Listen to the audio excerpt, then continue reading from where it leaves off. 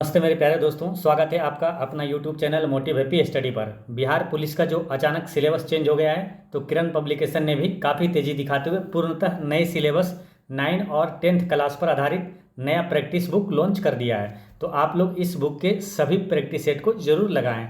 इस चैनल पर बने रहें, आप लोगों को सभी प्रैक्टिस सेट करवा देंगे। तो चलिए शुरू करते हैं। पहला क्वेश्चन है सेट नंबर 2 का। पहला क्वेश्चन है कि नया दाना नया पानी, इस लोकोक्ति का अर्थ क्या है। नया दाना नया पानी मतलब क्या होता है कि नई नौकरी है ना, कहीं नई नौकरी में नई जॉब में जाते हैं तो क्या नया दाना नया पानी, इसका अर्थ होता है नई नौकरी। नेक्स्ट है कि लड़ाकू शब्द में कौन सा प्रत्यय है। तो लड़ाकू शब्द में कौन सा प्रत्यय है, देखिए दो प्रश्न पूछा जाता है हिंदी में ज़्यादातर आपको, कि एक प्रत्यय पूछा जाएगा और एक उपसर्ग पूछा जाएगा। प्रत्यय यानी कि पीछे शब्द, वह वैसा शब्दांश जो किसी शब्द के पीछे जुड़कर उसका अर्थ बदल देता है, वो प्रत्यय कहलाता है। तो प्रत्यय पो से पीछे, ठीक है। तो पीछे वाला देखना है, लड़ाकू है ना, लड़ाकू ऊ है ना। जैसे कि ये आगे वाला आता है लो से, ये आगे वाला हो गया, ये नहीं होगा। इसका जो होगा प्रत्यय पीछे जुड़ा है, लड़ाकू आकू है ना। इसका करेक्ट आंसर है ऑप्शन नंबर 1 है, ठीक है। और उपसर्ग होता है, उपसर्ग जो आगे आकर किसी वैसा शब्दांश जो किसी शब्द के आगे आकर उसका अर्थ बदल दे। तो उपसर्ग ऊ यानी आगे, ऊ से आगे जो आगे जुड़ता है, ठीक है। अब पो से प्रत्यय पो से पीछे जुड़ता है, ठीक है। तो ये ऐसे ध्यान रखिएगा, याद रहेगा आपको। नेक्स्ट है कि सही वर्तनी वाला शब्द कौन सा है। अब जैसे कल एक ही प्रश्न आया था, कल वाले सेट में स्वाभिमान में कौन सा उपसर्ग है। तो कौन सा उपसर्ग, स्वाभिमान उपसर्ग पूछा यानी आगे वाला, तो स्व हो जाता है उसका क्या, उसका हो जाता है उपसर्ग हो जाता है। स्वाभिमान का स्व उपसर्ग हो गया था, ठीक है। तो इसलिए ध्यान रखना है, उपसर्ग यानी कि आगे और प्रत्यय यानी पीछे। नेक्स्ट क्वेश्चन है कि सही वर्तनी वाला शब्द कौन सा है। तो सही शब्द इसमें से कौन सा है, तो अध्यापन का लिखा है, तो अध्यापन इसमें सही कौन सा, ये वाला अध्यापन, ये करेक्ट आंसर इसका। नेक्स्ट है कि अर्ध विराम चिन्ह कौन सा है। तो अर्ध विराम चिन्ह किसे कहा जाता है, तो ये चिन्ह को आपको पहचानना, याद रखना जरूरी है। इस टाइप का क्वेश्चन पूछा जाएगा तो आपसे आसानी से बन जाएगा। तो अर्ध विराम इसमें है कौन सा, एक है, ये अर्ध विराम है, ठीक है। ये अर्ध विराम है, इसका करेक्ट आंसर है ये अर्ध विराम है, ठीक है। अगर इसी में जैसे ये इसमें क्या है, देखिए ये पॉइंट है और ये कोमा जैसा है, ठीक है। लेकिन अगर खाली कोमा दे दे नीचे, ठीक है, खाली ऐसे कोमा दे दे तो वो क्या होता है, ये तो हो गया अर्ध विराम। और ये जो सिंपल खाली नीचे वाला दे कोमा जैसा, तो वो होता है अल्प विराम होता है, ठीक है, अल्प विराम होता है, ठीक है। और इसे क्या कहा जाता है, ये है आपका क्या, विस्मय सूचक चिन्ह, ये विस्मय सूचक चिन्ह, यानी कि ऐसे पूर्ण विराम दे के और नीचे एक पॉइंट दे देता है, ये वाला, ये हो गया विस्मय सूचक चिन्ह हो गया, ठीक है। और ये क्या है, पूर्ण विराम है ना, ऑप्शन नंबर 3 वाला पूर्ण विराम है। और ये क्या है, प्रश्न सूचक चिन्ह है, ठीक है। तो ये सारी चीज़ें ध्यान रखना है, ठीक है। एक बार फिर समझ लीजिए, ये हो गया अर्धविराम, ये हो गया विस्मय सूचक चिन्ह, और ये हो गया क्या, पूर्ण विराम, ये हो गया क्वेश्चन मार्क है ना, प्रश्न सूचक चिन्ह। और ये सिंगल वाला ऐसे रहेगा सिर्फ, ठीक है, तो वो होता है अल्प विराम होता है। नेक्स्ट है जिसे बुढ़ापा कभी नहीं आए, ठीक है। इस वाक्यांश के लिए सही शब्द कौन सा है। तो जिसे कभी बुढ़ापा ना आए, तो इसका आंसर हो जाएगा अजर है ना, इसका करेक्ट आंसर हो जाएगा अजर। और जैसे एक क्वेश्चन जैसे पूछा जाता है, जैसे जो कभी नहीं मरे, तो वो क्या कहला जाएगा, अमर कहला जाएगा, ठीक है। और जो हमेशा जवान रहे तो वो यौवन कहला जाएगा। नेक्स्ट है शुक्ल का विलोम शब्द कौन सा होगा। तो आप लोग देखते हैं, सुनने होंगे शुक्ल पक्ष और कृष्ण पक्ष। तो शुक्ल पक्ष का विलोम क्या हो जाएगा, कृष्ण पक्ष हो जाएगा। इसका करेक्ट आंसर 2 हो गया। नेक्स्ट है भारत का पुरातन विद्यापीठ किनके द्वारा रचित कहानी है। तो ये है राजेंद्र प्रसाद द्वारा रचित कहानी है। पहले वाले सेट में क्या आया था, कहानी का प्लॉट, कहानी का प्लॉट ये किसकी रचना था। तो कहानी का प्लॉट के लेखक कौन था, शिव पूजन सहाय है ना। कहानी का प्लॉट का लेखक कौन था, शिव पूजन सहाय था, ठीक है। तो ये ध्यान रखना है। और महादेवी वर्मा से याद रखना है आपको कि यामा पुस्तक के लेखक कौन है, महादेवी वर्मा है, ठीक है। ज्ञानपीठ पुरस्कार यामा पुस्तक के लिए इन्हें दिया गया था, ठीक है। तो ये सारी चीज़ें ध्यान रखना है। अब यहाँ पर इसका आंसर क्या होता है, डॉक्टर राजेंद्र प्रसाद, ठीक है। भारत का पुरातन विद्यापीठ किनके द्वारा रचित कहानी है, तो राजेंद्र प्रसाद का है। राजेंद्र प्रसाद का एक और आता है पुस्तक, कौन, इंडिया डिवाइडेड। इंडिया डिवाइडेड पुस्तक के लेखक कौन है, डॉक्टर राजेंद्र प्रसाद है। डॉक्टर राजेंद्र प्रसाद का जन्म कब हुआ था, 3 दिसंबर 1884 में हुआ था, ठीक है। 3 दिसंबर 1884 में हुआ था। कहाँ हुआ था, तो सिवान के जीरादेई में हुआ था, ठीक है, बिहार में। और सबसे जो लंबे समय तक राष्ट्रपति रहने वाले कौन है, तो डॉक्टर राजेंद्र प्रसाद है, ठीक है। 1950 से 62 तक रहे हैं। रहे थे। और भारत के पहले राष्ट्रपति भी डॉक्टर राजेंद्र प्रसाद थे। ठीक है। अच्छा, एक क्वेश्चन आता है कि 1946 के अंतरिम सरकार में खाद्य एवं कृषि मंत्री कौन था? तो डॉक्टर राजेंद्र प्रसाद ही थे। ठीक है, तो ये ध्यान रखना, खाद्य एवं कृषि मंत्री थे डॉक्टर राजेंद्र प्रसाद। इसे याद ऐसे रखना कि प्रसाद को खाते हैं। ठीक है, यानी कि राजेंद्र प्रसाद खाद्य मंत्री था। नेक्स्ट है कि परिपूर्ण शब्द में कौन सा उपसर्ग है? तो परिपूर्ण शब्द में परिपूर्ण उपसर्ग, उपसर्ग यानी आगे। ठीक है, प्रत्यय यानी पीछे, तो आगे वाला देखेंगे तो परि इसका करेक्ट आंसर हो जाएगा। परिपूर्ण है ना, तो परि इसका उपसर्ग है। ठीक है, तो ऐसे ध्यान रखना है। नेक्स्ट है आधुनिक सभ्य समाज श्रम विभाजन को आवश्यक क्यों मानता है? तो इसका करेक्ट आंसर है कार्य कुशलता के लिए। आधुनिक सभ्य समाज श्रम विभाजन को आवश्यक क्यों मानता है? तो कार्य कुशलता के लिए। ठीक है, ये ध्यान रखना है। अच्छा, आधुनिक सभ्य समाज श्रम विभाजन किस पुस्तक से लिया गया? तो ये निबंध जो है लिया गया एनिहिलेशन ऑफ कास्ट पुस्तक से। ठीक है, एनिहिलेशन ऑफ कास्ट पुस्तक के लेखक कौन था? तो भीमराव अंबेडकर थे। भीमराव अंबेडकर की काफ़ी प्रसिद्ध पुस्तक है जो एग्जाम में आता है, जैसे the caste in India their mechanism के लेखक Bhimrao Ambedkar, genesis and development के लेखक भीमराव अंबेडकर, हूँ इज शुद्राज के लेखक भीमराव अंबेडकर, मूक नायक के लेखक भीमराव अंबेडकर, बहिष्कृत भारत पुस्तक के लेखक तो भीमराव अंबेडकर ही थे। ठीक है, बहिष्कृत हितकारिणी सभा की स्थापना किसने किया था? तो भीमराव अंबेडकर ने किया था। स्वतंत्र भारत के पहले कानून मंत्री कौन थे? तो बी आर अम्बेडकर थे। ठीक है, ध्यान से सुनना है, काफ़ी इंपॉर्टेंट क्वेश्चन है ये सब है। ये सब क्या है, जब भी मौका मिले तो रिवीजन करते जाना चाहिए। ठीक है, प्रारूप समिति के अध्यक्ष कौन थे? ये सब क्वेश्चन काफ़ी इंपॉर्टेंट है, पूछा जाता है। तो प्रारूप समिति के अध्यक्ष कौन थे? भीमराव अंबेडकर थे। भारतीय संविधान का जनक किसे कहा जाता है? तो भीमराव अंबेडकर थे। पूना पैक्ट किसके बीच हुआ था? तो गांधी जी और अंबेडकर के बीच हुआ था, 1932 में हुआ था।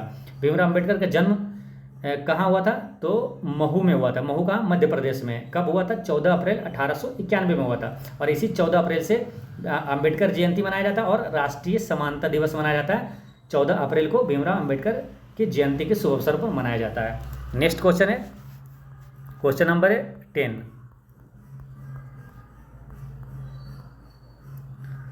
में कि अंदर आना मना है, यह किस प्रकार का वाक्य है? तो अंदर आना मना है, मना है यानी कि रोक रहा है, ये हो गया निषेधात्मक निषेधवाचक वाक्य हो गया ना, निषेधवाचक वाक्य हो गया। ठीक है, एक कल वाले सेट में आया था कि आपको शीघ्र स्वास्थ्य लाभ मिले, इस ये कौन सा हो गया? तो ये हो गया इच्छावाचक, आपको शीघ्र स्वास्थ्य मिले, ये हो गया इच्छावाचक वाक्य हो गया था। नेक्स्ट है कबीर के पद में कैसी बोली का प्रयोग किया गया था? तो कबीर के पद में सधुकड़ी है ना, सधुकड़ी पद का पद में मतलब कि कैसी बोली? तो सधुकड़ी बोली का प्रयोग किया गया था कबीर के पद में। ठीक है, तो ये ध्यान रखना है। और कबीर से कुछ क्वेश्चन है इंपॉर्टेंट पूछा जाता है, जैसे कबीर दास का जन्म कब हुआ था? तो 1398 ईस्वी में हुआ था, काशी में हुआ था। ठीक, काशी यानी बनारस में हुआ था। ठीक है, देखिए एनसीईआरटी में इनका जन्म जो है 1398 है। ठीक है, एनसीईआरटी के अनुसार। बाकी अन्य जगहों पर कहीं कहीं आपको मिलेगा 1440, लेकिन एनसीईआरटी में इनका जन्म कितना है? 1398 ईस्वी में हुआ था। ठीक है, और कबीर का पालन पोषण किसने किया था? तो नीरू और उसकी पत्नी नीमा ने किया था। ठीक है, ये ध्यान रखना है। कबीर का गुरु का नाम क्या था? रामानंद था। और कबीर की एक प्रसिद्ध पुस्तक है बीजक, है ना, बीजक पुस्तक के लेखक कौन था? तो कबीरदास। ठीक है, तो ये सारी चीज़ें ध्यान रखना है। नेक्स्ट अब आता है इंग्लिश का। इंग्लिश में क्या है? इसमें which one is correctly spelled, यानी कि सही शब्द चुनना है इसमें। ठीक है, जो सही इसमें है उसको सेलेक्ट करना है, चुनना है। ठीक है, एक आता है रोंगली स्पेल्ड। रोंगली स्पेल्ड मतलब गलत शब्द का चुनना है। ठीक है, यानी कि शब्द दिया हुआ है, इसमें क्या है? लेटर कुछ एरर है। ठीक है, तो उस सही वाला जो है उसको आपको सेलेक्ट करना है। तो इसमें सही है ऑप्शन नंबर 3 है ना, ये जो कोनोसियोर है, CONNOISSEUR, ये कोनोसियोर मतलब विशेषज्ञ होता है ना, एक्सपर्ट। तो ये वाला सही है, बाकी ये और ये सब गलत है। नेक्स्ट है, इसमें क्या है? आइटम फ्रेज है। तो आइटम फ्रेज यानी कि मुहावरा। ठीक है, मुहावरा बताना है आपको। टू फ्लोग ए डेड हॉर्स, यानी कि मरे हुए घोड़े पर चाबुक मारना। तो इसका मतलब क्या होता है? व्यर्थ का प्रयास करना है ना, मरा हुआ घोड़ा उस पर आप चाबुक मार रहे हैं, तो ये क्या हो जाता है? व्यर्थ का, टू वेस्ट वंस इफोर्ट है ना, अपना प्रयास व्यर्थ में करना। नेक्स्ट है, इसमें क्या है कि which can be substituted for the given है ना वर्ड्स, सेंटेंस है ना। तो यानी कि वन वर्ड सब्स्टिट्यूट इसमें पूछा जा रहा है। तो वन वर्ड सब्स्टिट्यूट यानी कि अनेक शब्दों का एक शब्द। तो क्या लिखा है? ए सिस्टम ऑफ गवर्नमेंट, यानी गवर्नमेंट का ऐसा system in which only one political party, जिसमें कि केवल एक पॉलिटिकल पार्टी जो है इज अलाउड टू फंक्शन, यानी कि एक ही पॉलिटिकल पार्टी को पूरा चलाने के लिए उसमें अनुमति दिया जाता है, ठीक है। तो वो क्या कहलाएगा, एक ही पॉलिटिकल पार्टी हो तो वो कहलाएगा टोटली रियनिज्म है। टोटली रियनिज्म मतलब क्या हो गया, टोटली रियनिज्म सर्वसत्तावाद है ना, सर्वसत्तावाद हो गया, यानी कि एक ही पॉलिटिकल पार्टी को सारे चीज़ें चलाने के लिए दे दिया, ठीक है। और ओलिगार्ची मतलब क्या हो जाता है, कुलीन तंत्र है ना, कुलीन तंत्र। और डिक्टेटरशिप मतलब हो गया तानाशाही। और ये क्या, थियोक्रेसी मतलब धर्मतंत्र, यानी कि धर्म के अनुसार चलाया जा रहा वो बताता है, थियोक्रेसी होता है। नेक्स्ट है क्वेश्चन नंबर 15 में क्या है कि in each of the questions है ना choose the word which expresses मतलब होता है साइनो है ना, समानार्थक। तो एक्सप्रेसेस ज़्यादा पढ़ने की जरूरत भी नहीं है। देखिए एक्सप्रेसेस मतलब हो गया या बेस्ट एक्सप्रेसेस यानी साइनो है ना, अपोजिट डायरेक्ट देखना है तो उसका अपोजिट बताना है, तो इसलिए यहाँ पर क्या एक्सप्रेसेस पूछा है। मोरीबंड मतलब क्या होता है, इसका मतलब होता है मरनासन। मरनासन इसमें ऑप्शन में डाइंग मतलब मरनासन। नेक्स्ट है इसमें देखिए क्या है, अपोजिट पूछा है, कोई जरूरी नहीं कि पूरा पढ़ना है, ठीक है। अपोजिट यानी विपरीतार्थक शब्द। तो एपिटोम मतलब होता है संक्षिप्त या सारांश, ठीक है। तो एनलार्जमेंट मतलब होता है विस्तार। नेक्स्ट है क्वेश्चन नंबर 17। इसमें क्या है, choose the correct alternative out of 4 alternatives, यानी खाली जगह यहाँ है ना, fill in the appropriate word है ना, ब्लैंक खाली जगहों को भरना है, ठीक है। इसमें क्या, the waiter has not bought the coffee, जो वेटर है अभी तक वो कॉफ़ी नहीं लाया है ना। I have been there for an hour, यहाँ पर स्पेस नहीं होगा, ये एरर है, ठीक है। तो 4 आवर यानी कि 1 घंटे से मैं 1 घंटे से यहाँ हूँ लेकिन अभी तक वो कॉफ़ी नहीं लाया। अभी तक यानी कि येट है ना, इसका करेक्ट आंसर ऑप्शन नंबर 2 हो जाएगा। नेक्स्ट है कि I always fall dash old friends in times of need, यानी कि मैं हमेशा अपने दोस्त के ज़रूरत के समय क्या करता हूँ, बैकबोन है ना, बैकबोन ओल्ड फ्रेंड्स यानी रीढ़ की हड्डी की तरह मैं अपने पुराने दोस्तों के साथ हमेशा खड़ा रहता हूँ, ठीक है। तो यहाँ पर क्या हो जाएगा, बैकबोन। नेक्स्ट है इसमें क्या है, ये है सेंटेंस अरेंजमेंट है, ठीक है। सेंटेंस अरेंजमेंट करना है। Given below are 4 sentences are 3 of which are jumbled pick, यानी कि ये सब क्या है, एक दूसरे के साथ ये मिक्स है, ठीक है। इसको क्रम से सजाना है, इसको बोलते हैं इंग्लिश में क्या, सेंटेंस अरेंजमेंट है, ठीक है। तो इसको जब पढ़ेंगे तभी समझ में आएगा, ठीक है। इसको जैसे कि अब ऑप्शन में भी देख सकते हैं कि ऑप्शन में पहले क्या है, डी है 2 में, ठीक है, और एक में ए और बी है, यानी कि सी वाला नहीं होगा, ये कन्फर्म हो गया, ठीक है। पहले सी नहीं होगा, ठीक है। तो पहले डी और ए और बी में से किसी कोई होगा, तो इसको एक बार पढ़ते हैं सब, देखिए। They use thin twigs called chew sticks as tooth cleaners, यानी कि ये बता रहा है कि वो है ना दांतों को सफाई करने के लिए क्या यूज करता था, ठीक है। आगे क्या है, the fuzzy end was rubbed against the teeth to keep them clean these sticks, ये तो होगा ही नहीं। फिर आगे पढ़ते हैं, how did people clean their teeth before the tooth brush was invented. अब देखिए यहाँ से क्वेश्चन शुरू होता है, तो स्टार्टिंग यहीं से होना चाहिए, ठीक है। हाउ डिड पीपुल यानी कि लोग क्लीन देयर टीथ, अपना जो दांत है वो कैसे साफ करता था, before the tooth brush was invented, यानी कि जब टूथ ब्रश का आविष्कार से पहले लोग कैसे अपना ब्रश टीथ दांत को साफ करता था, ठीक है। तो ये क्वेश्चन पहले हो गया। अब इसका जब इसके बाद क्या होगा, देखिए अब इसके बाद क्या होगा, देखिए कैसे करता था। देखिए यहाँ पर ऑप्शन नंबर मतलब ए में है दिया हुआ कि दे यूज्ड थीन ट्विग्स, मतलब पतली जो है ना लकड़ी जो होता है, जैसे कि यहाँ दतमन जिसको कहते हैं हम लोग है ना, दतमन यूज करते हैं। थीन ट्विग्स कॉल्ड च्यू स्टिक्स, चबाने वाला जो दतमन होता है, एज टूथ क्लीनर्स, यानी कि दांत सफाई करने के रूप में इसका प्रयोग करते थे वो लोग। यहाँ पर क्वेश्चन किया तो इसका यहाँ पहले जवाब दिया, डी ए होगा, पहले डी फिर ए होगा, ठीक है। डी और ए, ठीक है, ये ध्यान रखना है, डी और ए हो गया, ठीक है। अब उसके बाद क्या होगा, देखिए वो स्टिक्स का प्रयोग करते थे।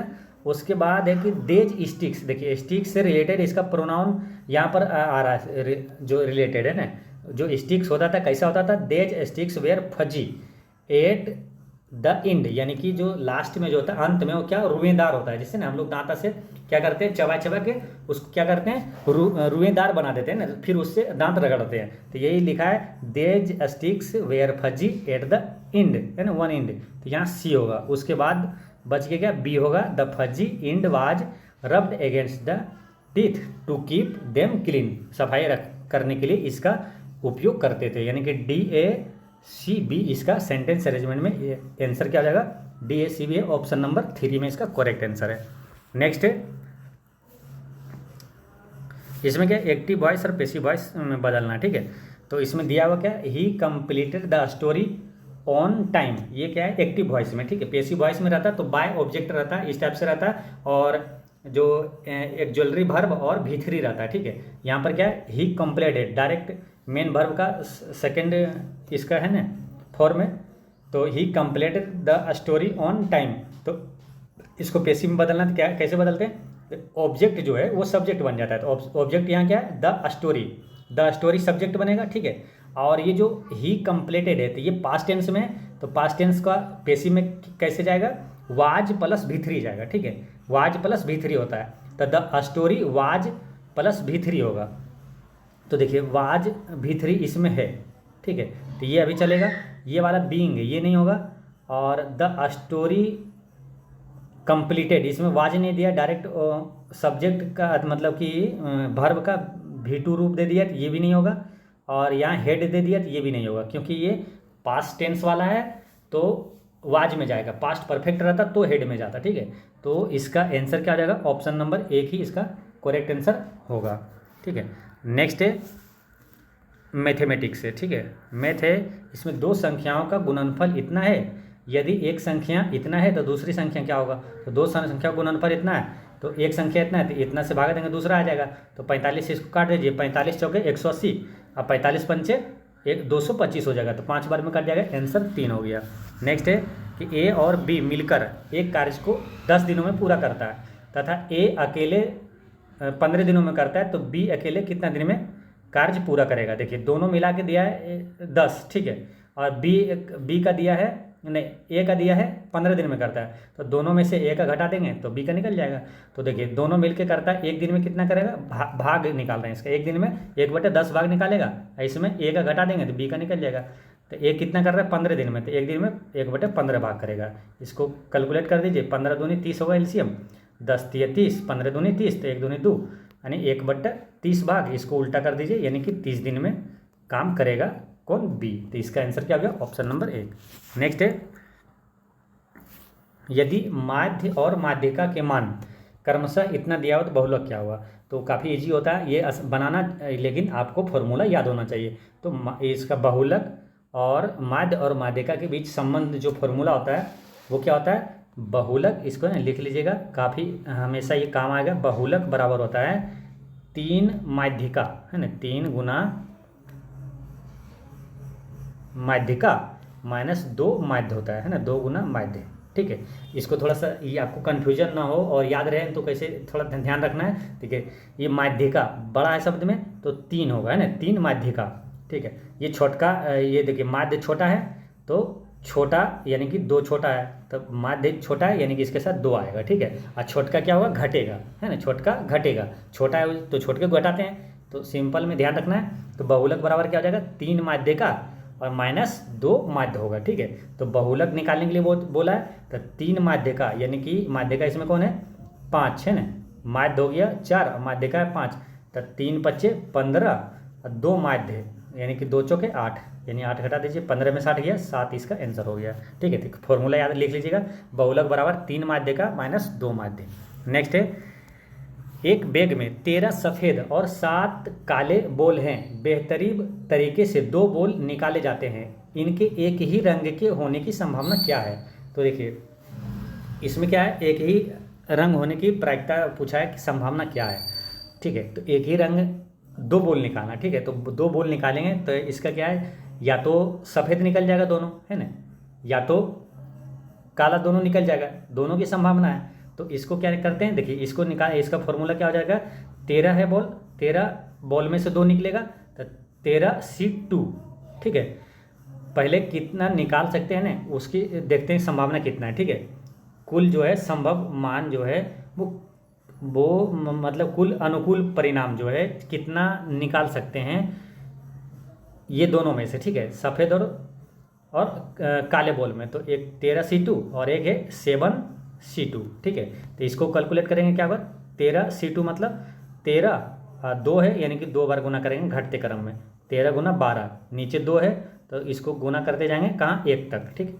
ये हो गया प्लस 7C2 है, 2 है यानी 2 बार घटते क्रम में करेंगे, और नीचे 2 है तो 2 को यहाँ भी 2 गुना 1 कर देंगे, ठीक है। अब देखिए 2 से ये कट गया 6 बार में, ठीक है। तो 13×6 78, ये आ गया 78 प्लस ये कट गया 2 तिया 6, ये कितना आ गया 7 या 21, ठीक है। तो अब क्या है 21 और 78 को जोड़िए, पहले क्या होगा 1 और 8 कितना होता है 9, और 7 2 9, तो ऊपर में क्या आ जाएगा 9, ठीक है। तो 99 आ जाएगा यहाँ, मतलब ऊपर में 99 आ गया, ठीक है। 99 किस में, ऑप्शन नंबर डी में। इसका आंसर आप टिकट लगा सकते हैं, ठीक है। और इसमें कोई कन्फ्यूजन नहीं है, कन्फर्म आंसर यही होगा, क्योंकि 99 का जो कैलकुलेट भी करेंगे तो कोई भी नहीं आएगा इसमें से, ना तो 41 आएगा, ना 21 आएगा, ना तो 59 आएगा, ठीक है। तो इसका आंसर यही होगा, ठीक है। अगर आगे कैलकुलेट करना चाहते हैं तो वो भी कर सकते हैं। ऊपर क्या आ गया कितना 99, ठीक है। और कुल इसकी संभावना जो है टोटल वो कितना होगा 13 और प्लस 7 कितना 20, तो 20/20C2, ठीक है। तो 20 गुना 19 और 2 गुना 1 करिए, ठीक है। 2 से यहाँ काट दीजिए 10, तो 19 गुना 10 कितना हुआ 190, 99/190 इसका आंसर हो गया।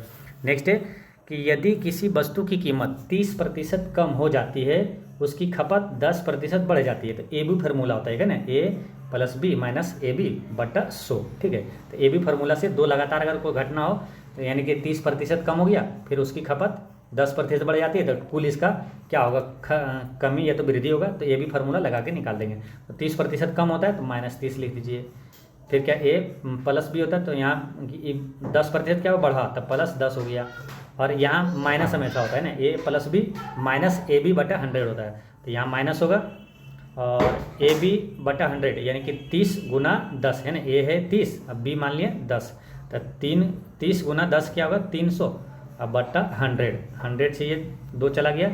अब क्या हो गया देखिए माइनस माइनस दोनों जोड़िए, 30 और 10, 30 और 3 33 और 10 ये प्लस में 33, 10 में से माइनस करिएगा तो -23 आएगा, ठीक है। यानी 23% की हानि होती है, कमी होती है। इसका आंसर हो जाएगा ऑप्शन नंबर 1। नेक्स्ट है 26 में कि यदि एक 300 मीटर लंबी रेलगाड़ी एक खंभे को पार करने के लिए 30 सेकंड लेती है, तो रेलगाड़ी का गति किलोमीटर प्रति घंटा में निकालना है, ठीक है।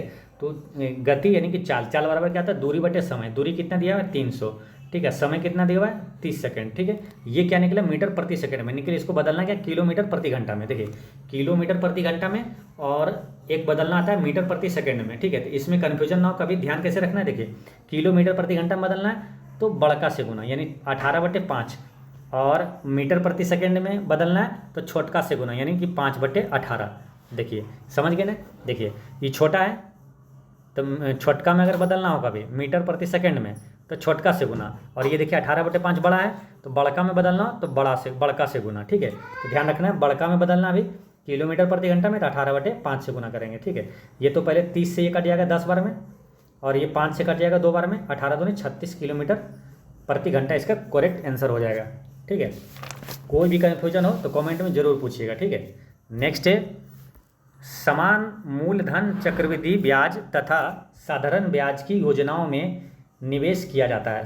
चक्रवृद्धि ब्याज तथा साधारण ब्याज योजना में 2 वर्ष के बाद क्रमशः इतना तथा इतना रुपये ब्याज प्राप्त होता है। तो इसमें क्या है कि यदि ब्याज दर 40% है तो मूलधन क्या होगा। तो देखिए चक्रवृद्धि ब्याज इतना हुआ 2 वर्ष में, और साधारण ब्याज इतना हुआ, ठीक है। तो 2 वर्षों में अगर चक्रवृद्धि ब्याज और साधारण ब्याज दिया हुआ हो तो एक फॉर्मूला होता है कि चक्रवृद्धि ब्याज जो CI - SI बराबर क्या होता है मूलधन गुना, है ना, मूलधन गुना हो जाएगा यानी कि P × R/100 के होल स्क्वायर, ठीक है। इसे लिख लीजिएगा हमेशा काम आएगा, आसानी से बन जाएगा। ठीक है, 2 वर्ष का अगर चक्रवृद्धि ब्याज और साधारण ब्याज का अंतर दिया हुआ है तो बराबर इसका कर देना क्या, मूलधन गुना R/100 ठीक है। अब इस पर बना लेते हैं, देखिए बन जाएगा। दोनों का अंतर कितना है, देखिए चक्रवृद्धि ब्याज और साधारण ब्याज का अंतर कितना है, देखिए 2800 ये और ये 3360 है, यानी 28 5 33, यानी 560 इसका अंतर हुआ। ठीक है, 560 इसका अंतर हुआ। फिर है मूलधन गुना R/100 के स्क्वायर, R कितना है 40/100 है ना, इसका स्क्वायर करना है। तो पहले इसको काट लीजिए, 20 दूनी 40 और 20 पंचे 100। ठीक है, तो अब कितना हो गया, यानी कि 2/5 है। अब इसका स्क्वायर करेंगे तो क्या हो जाएगा, ये 4/25 हो जाएगा। ठीक है, 4/25 हो जाएगा, स्क्वायर कर दिए तो। अब 4 से इसको काट दीजिए, 14 चौको 56, यानी 140 आ गया। ठीक है, 4 से कट गया था। अब क्या बच गया, P, 140 से गुना इधर 25 कर देंगे, है ना। तो P बराबर क्या हो गया, 140 गुना 25। ठीक है, अब इसको गुना करिएगा, आंसर आ जाएगा। अब इसको गुना कैसे करना है, देखिए 25 को लिख सकते हैं, 140 गुना 25 करना है, थोड़ा सा कैलकुलेट हो रहा है। ठीक है, इसको आसान करना है, देखिए 25 को लिख सकते हैं 100/4। ठीक है, 100/4। अब देखिए 4 से ये कट जाएगा आसानी से, 35 चौके 140। ठीक है, ये कट गया ना। अब 35 अब गुना 100 कितना हो गया, 3500। इसका आंसर क्या हो गया, 3500। नेक्स्ट है कोट थीटा बराबर क्या है, 1/√3। तो 2 माइनस साइन स्क्वायर थीटा बटे 1 minus cos square theta plus cos square theta plus sec theta का मान निकालना है। ठीक है, तो ये भी आसानी से बनेगा, थोड़ा सा टाइम लेगा। ठीक है, लेंदी है, यह आसान है। पहले इसको लेंदी तो है, लेकिन इसे थोड़ा सा आसान बनाना है। कैसे, पहले देखिए, पहले तो ये ध्यान रखिए कोट थीटा बराबर 1/√3 है, यानी कि कोट कितना डिग्री का मान 1/√3 होगा। तो कितना होगा, देखिए साइन 10 से बात करते हैं, 10 60 डिग्री का मान कितना होता है, √3 होता है। ठीक है, 10 60 डिग्री का मान √3 होता है, यानी कि कोट उसका उल्टा होता है। तो कोट 60 डिग्री का मान हो जाएगा 1/√3, है ना। तो यानी 60 डिग्री का मान है ये। ठीक है, कोट 60 डिग्री का मान 1/√3 है, यानी थीटा का मान यहाँ कितना दिया हुआ है, 60 डिग्री। ठीक है, अब इसमें 60 डिग्री सब में बैठा देंगे तो आंसर आ जाएगा। तो इसको थोड़ा सा लेंदी हो जाएगा, इसको क्या करते हैं, पहले छोटा करते हैं। ठीक है, जैसे 2 माइनस साइन स्क्वायर थीटा है, तो इसको लिख सकते हैं क्या, 1 + 1, 2 को लिख सकते हैं। ठीक है, 1 + 1 और माइनस साइन स्क्वायर थीटा बटे 1 माइनस कोस स्क्वायर थीटा को क्या लिख सकते हैं, साइन स्क्वायर थीटा, क्योंकि sine square theta plus cos square theta बराबर 1 होता है, वहाँ से ये आप लिख सकते हैं। ठीक है, तो ये हो गया।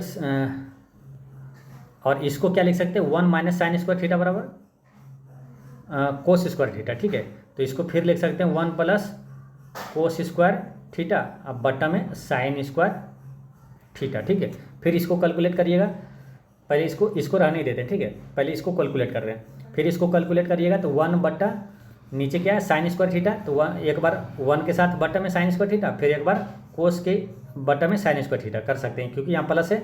तो 1 बटे कोस स्क्वायर थीटा क्या हो जाएगा, ऊपर करेंगे तो कोसेक स्क्वायर थीटा हो जाएगा। ठीक है, खाली ध्यान रखिएगा, सुनते जाइएगा। ठीक है, अब कोस स्क्वायर थीटा बटे साइन स्क्वायर थीटा बराबर क्या हो जाएगा, कोट स्क्वायर थीटा, है ना। कोस स्क्वायर थीटा बटा साइन स्क्वायर थीटा बराबर कोट स्क्वायर थीटा हो जाएगा। ठीक है, तो ये ध्यान रखना है। तो ये टोटल ये जो कैलकुलेट किए हैं तो ये आएगा क्या, cosec square theta plus cot square theta. ठीक है, यही आया है ना, cosec square theta plus cot square theta. अब यहाँ आगे क्या दिया हुआ, प्लस में दिया हुआ cosec square theta plus sec square theta. तो एक कोसेक स्क्वायर थीटा यहाँ है, ठीक है, एक यहाँ है, तो 2 कोसेक स्क्वायर थीटा हो जाएगा, 2 कोसेक स्क्वायर थीटा अब plus cot square theta plus sec theta. ठीक है, अब एक लाइन में लिख देते हैं, क्या हो जाएगा, 2 कोसेक स्क्वायर थीटा। कैलकुलेट करने के बाद क्या हो गया, 2 cosec square theta plus 1 cot square theta plus sec theta आ गया। ठीक है, अब ये सीधा में आ गया। ठीक है, अब इसमें 60 डिग्री का मान बैठाते जाइए, बन जाएगा। ठीक है, 2 कोसेक स्क्वायर थीटा यानी कि कोस 60 डिग्री का मान है ना, कोस 60 डिग्री का मान क्या हो जाएगा, 2/√3 है ना, क्योंकि साइन 60 डिग्री का मान होता है √3/2।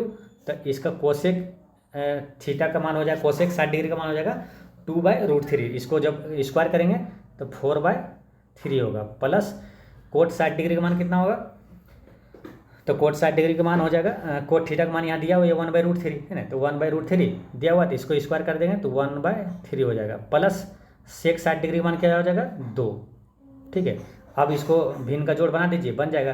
देखिए ये इसका एलसीएम लीजिए, यहाँ 1 कर दीजिए, ठीक है। इसका एलसीएम लीजिएगा 3, 3 तो 3 कहीं 3, यहाँ 4 दूनी, यहाँ क्या होगा 8, प्लस 3 कहीं 3 1, प्लस 1 तिया 3 तो 2 तिया 6, यानी कि 8 6 14 1 15/3, तो 15/3 यानी कि 3 5 15, तो 5 इसका आंसर हो जाएगा। इसका करेक्ट आंसर हो गया ऑप्शन नंबर डी, ठीक है। नेक्स्ट है कि 15 सेंटीमीटर और 12 सेंटीमीटर त्रिज्या वाले दो वृत्त परस्पर एक दूसरे को काटते हैं, ठीक है, और उभयनिष्ठ जीवा जो है की लंबाई 18 सेंटीमीटर है, तो उनके केंद्रों के बीच की दूरी क्या होगी। तो देखिए दो त्रिज्या वाला है वृत्त है, एक कैसा है, ये वृत्त ले लीजिए और एक ये, ठीक है, और उभयनिष्ठ जीवा जो है ये काटती है, ये उभयनिष्ठ जीवा, इसकी लंबाई कितना 18, ये टोटल जो है ये 18 लंबाई है, ठीक है। दोनों का, एक वृत्त का ये हो गया, एक वृत्त का ये केंद्र हो गया, ठीक है। एक का इसको बनाने के लिए क्या करना है, देखिए त्रिज्या एक का दिया हुआ है 15 सेंटीमीटर, तो इसको यहाँ केंद्र बिंदु से वृत्त की जो परिधि पर मिलाएंगे तो ये त्रिज्या हो गया, ये 15 है, एक 15 मान लीजिए 15 है, और एक कितना है 12 है, तो इसको एक 12 कर देते हैं, ठीक है। अब इसके पूछ रहा है क्या, दोनों केंद्रों के बीच की दूरी, यानी ये वाला डिस्टेंस पूछ रहा है, ठीक है, ये वाला, ठीक है। तो इसको निकालने के लिए पहले क्या होगा, ये जीवा कितना 18 टोटल, इसको जब इसको करेंगे तो ये कितना हो जाएगा 9 9 9 9 में बढ़ जाएगा, ये 9 हो जाएगा, ये 9 हो जाएगा नीचे भी, तो जब ये 9 होगा तो देखिए दोनों में से निकाल सकते हैं। अब ये क्या बन गया, एक समकोण त्रिभुज, ये भी इधर समकोण त्रिभुज, तो ये कर्ण दिया हुआ है, लंब दिया हुआ है, तो ये निकल जाएगा। उसी प्रकार ये कर्ण दिया हुआ है, ये लंब दिया हुआ है, तो ये आधार निकल जाएगा, ठीक है। ये दोनों निकाल के जोड़ दीजिए, आंसर आ गया। तो जैसे कि ये अगर इधर से निकालते हैं तो 15 स्क्वायर रूट अंडर, इसका मान निकालेंगे तो रूट अंडर 15 स्क्वायर यानी 225 माइनस क्या करेंगे 9 के स्क्वायर यानी 81, तो ये कितना आएगा रूट अंडर 144, तो यानी कि 12 इसका आएगा, ठीक है। एक तरफ 12 आ गया, तो यानी कि 12 वाला आंसर होगा, ठीक है। और एक तरफ क्या फिर निकालिए आगे, इधर क्या 12 स्क्वायर यानी 144 माइनस 9 9 81, ठीक है। इसको जब माइनस करिएगा तो 144 में से 81 जब माइनस करिएगा तो आएगा कितना मालूम 63, है ना। 144 में से 81 घटाइएगा तो रूट अंडर 63, रूट अंडर 63 को ले सकते हैं क्या, अंदर में 9 7 63, और 9 को बाहर करेंगे तो 3 रूट 7, यानी कि 12 प्लस 3 रूट 7, यानी कि एक का 12 आया, एक का 3 रूट 7 आया, दोनों को जोड़ेंगे 12 प्लस 3 रूट 7 इसका आंसर हो जाएगा। नेक्स्ट है कि a प्लस बी प्लस सी बराबर 5 दिया हुआ है, और a square plus B square plus C square बराबर 27 दिया हुआ है, और a cube plus b cube plus c cube बराबर 125 दिया हुआ है, तो फॉर ए बी सी का मान क्या होगा। तो देखिए इसमें क्या है, एक फार्मूला आपको याद होगा कि एक फार्मूला होता है ना कि a प्लस बी प्लस सी के होल स्क्वायर, है ना, फार्मूला इसमें 2 लगेगा तो बनेगा, ठीक है। a plus B plus C का होल स्क्वायर बराबर होता है a square plus B square plus C square, एक फार्मूला आप ये लिख लीजिएगा, ठीक है, plus 2 into A B plus B C plus C A, ठीक है। अब यहाँ से क्या है, कुछ यहाँ से निकलेगा, ठीक है। जैसे a plus B plus C का मान कितना होता है 5, तो 5 की स्क्वायर हो गया बराबर a square plus B square plus C square बराबर कितना देगा 27, ठीक है, प्लस फिर A B plus B C ये नहीं दिया हुआ तो यहाँ 2 कर दीजिए into A B plus B C plus C A. अब क्या है, इसको इधर माइनस करेंगे, 25 में 27 है -2, ये 2 से 2 कट जाएगा तो -1, यानी कि A B plus B C plus C A का मान कितना हो गया -1 आ गया, ठीक है। ये ध्यान रखना है, A B plus B C plus C A का मान -1 आया, ठीक है। अब यहाँ फिर एक फॉर्मूला ये लगाइए, ये वाला जो A cube plus B cube plus C cube minus 3abc बराबर क्या होता है a plus B plus C into A square plus B square plus C square minus A B minus B C minus C A होता है ना, A square plus B square plus C square minus A B minus B C minus C A, ठीक है। तो अब देखिए A cube plus B cube plus C Q बराबर कितना दिया हुआ 125, ठीक है। तो 125 यहाँ लिखिए, -3abc है तो इसको रहने दीजिए, बराबर ए प्लस बी प्लस सी बराबर कितने देगा 5। ठीक है, अब देखिए A square plus B square plus C square बराबर कितने देगा 27। ये 27 और माइनस माइनस में क्या है A B minus B C minus C है, तो इसको माइनस कॉमन ले लीजिएगा, तो ए बी और बी सी प्लस सी आएगा, इसका मान कितना हुआ -1 दिया हुआ, तो माइनस यहाँ माइनस और फिर -1 उसका मान दिया हुआ है, तो माइनस माइनस प्लस हो जाएगा, यानी 27 से 28 हो जाएगा ये। ठीक है, यहाँ 28 हो जाएगा, गुना 5 28 पंचे 140 हो जाएगा। 140 है तो यहाँ 125 से इसमें घटा दीजिए 140 में से, तो कितना आएगा 15, 3 से काटिए 3 पचे 15। ठीक है, माइनस ए बी सी, यानी कि ए बी सी का मान क्या हो जाएगा यहाँ पर -5 हो जाएगा। ठीक है, ए बी सी का मान -5 हो गया। अब 4 ए बी सी पूछा तो 4 से गुना कर दिए 5 × 20 -20 इसका आंसर हो जाएगा। नेक्स्ट है, निम्नलिखित प्रश्नों में से दिए गए विकल्पों में से संबंधित अक्षरों को चुनिए। तो संबंधित अक्षर को चुनिए, तो ये क्या है देखिए 16, ये इसमें क्या है देखिए ABCD में आपको कौन अक्षर किस स्थान पर, ये हमेशा पूरी तरह से रट के रखना है, तुरंत दिमाग में आ जाना चाहिए, तो ये सब ये आसानी से बनेगा। इसलिए P कितने नंबर पर है, जैसे T कितने नंबर पर है, सब याद रखना चाहिए हमेशा। ठीक है, पूरे अच्छे से याद रख लीजिएगा। जैसे P कितना है 16 है, तो 16 3 19 है। ठीक है, फिर यह क्या क्या 20 और ये 4 24 है। ठीक है, तो फिर इसी तरह आगे करेंगे, ये 15 पर है, 15 3 18 होगा, और फिर आगे वाले में क्या किया 4 जोड़ा है, तो 14 4 18, यानी कि RR हो जाएगा। इसका करेक्ट आंसर 3 हो गया। नेक्स्ट है, निम्नलिखित विकल्पों में से दिए गए विकल्पों में से विषम अक्षरों को चुनिए। तो इसको देखिए 1 और 3 कितना हुआ 4 4 3 7 7 3 10। ठीक है, 3 3 जुड़ रहा है, इसमें भी देखिए 9 3 12 3 15 3 18, ये भी उसी तरह है। फिर 5 3 8 3 11 3 14, ये भी उसी तरह है। फिर 16 3 19 3 22 और 3 22 3 25 होना चाहिए, लेकिन यहाँ 24 है, तो यानी ये वाला उस तरह नहीं है, तो आंसर क्या होगा 4 हो जाएगा। नेक्स्ट है 33।